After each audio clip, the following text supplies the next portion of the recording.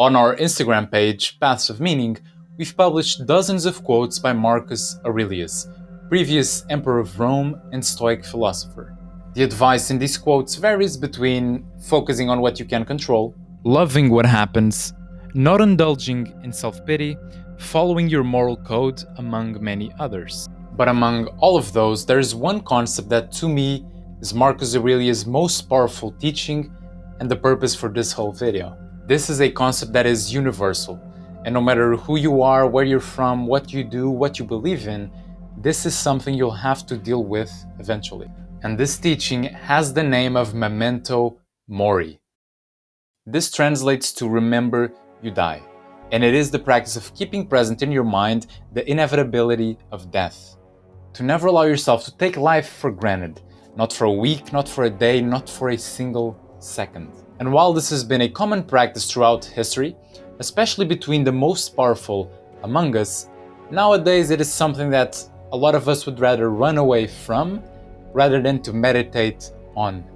And seeing as life is all we know, the people we meet, the food we eat, the job we go to, the thoughts in our minds, and the actions we do to bring those thoughts to life, all of those are a part of life. With that in mind, it becomes understandably scary to think about what is there left after life is over, if anything at all, because at the end of the day, no one knows. But just because it is scary doesn't mean we should hide from it. Quite the contrary. And as Marcus Aurelius said, do not act as if you were going to live 10,000 years. Death hangs over you. While you live, while it is in your power, be good. This finiteness of life, if given the right meaning, can be one of the most powerful, if not the most powerful motivator to make you get to work. And now here when I say work, I don't just mean your job. What I mean here, for how corny and how cheesy it may sound, are the things that your heart and soul crave for. The things that you've been really craving to do, but for some reason keep delaying.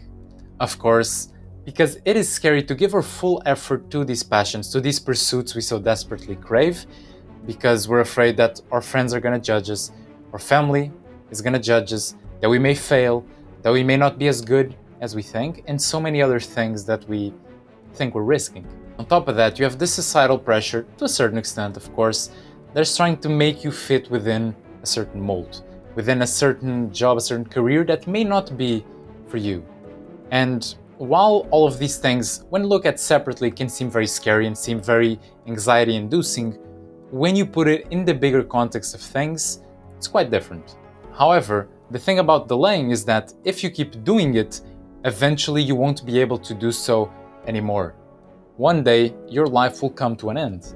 And because we are very certain in knowing that every life comes to an end, including yours, including mine, then this means you have to ask yourself this question. Do I want to deal with the uncomfort and the pain of doing these things right now? Or do I want to deal with the pain of the possible regret for never having done it? For me, personally, the pain I'd rather deal with is the first one.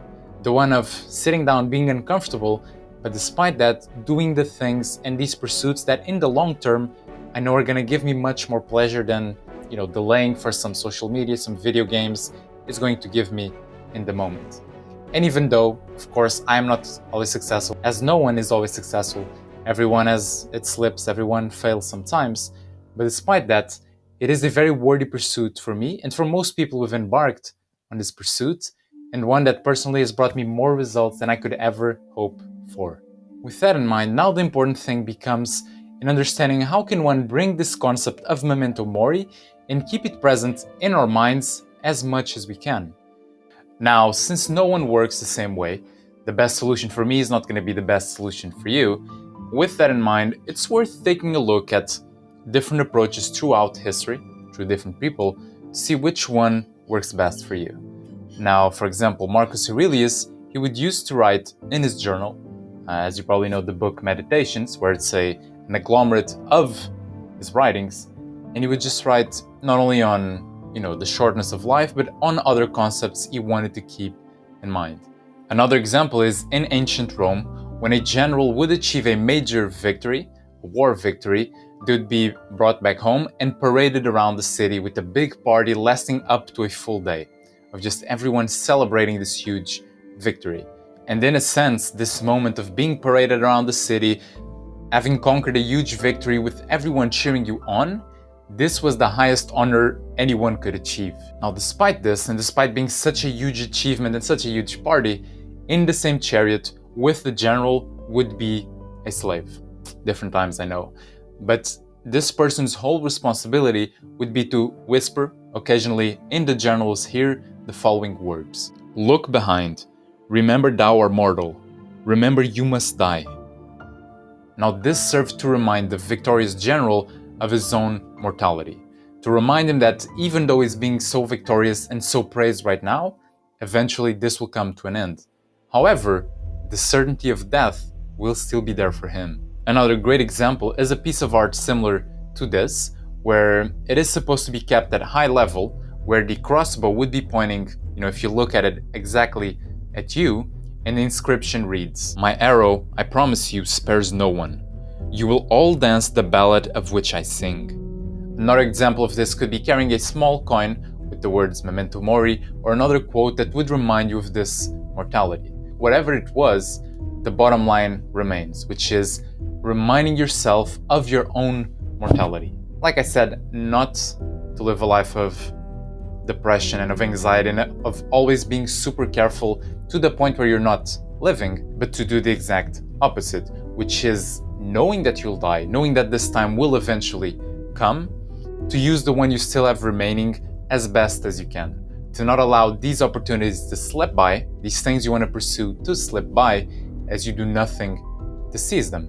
And instead, to recognize that any of these consequences, whether that is being judged, whether it is fear of failure, whether it is truly failing, all of these are nothing compared to the regret you may feel by never having done them. And to finish the video and to, not allow you to just watch this and go on and never doing anything to really reminding yourself of this concept of Memento Mori, I urge you to whatever it is that you choose, to choose one.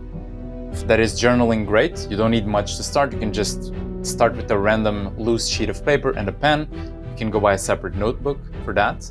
If you want something more material, something more physical, something you can carry with you, you can have a coin. Daily Stoic has great coins for that. If you'd prefer something more, on you, like a piece of clothing, we do have some of those. You can check on the link below or in the link that is on the screen right now. We have t-shirts, hoodies around the concept of not only Memento Mori, but of amor fati, that is to love what is destined. You can check those below. On top of that, if you'd prefer like a painting, like one similar to one that I showed, Daily Stoic has some exactly like that. If you'd like some different designs, we also have some in our store. But bottom line is, choose something that is easy for you to carry or for you to be reminded of, and then do it. Because with all things, whether that is, reminding of this concept or as new habits you're trying to start, meditation, playing the guitar, starting a new business, whatever it is, it's quite easy to, commit yourself to something and say you're going to do something, but then never really get to it and always push back to the next day, to the next week. Eventually, like I said, if you keep pushing these things back, eventually there will be a day when you can't delay anymore. So now comes the time for action. Whether it is you're gonna buy a journal, random sheet of paper, you're gonna buy a t-shirt, a painting, whatever it is, choose something and then do it. Thank you for watching.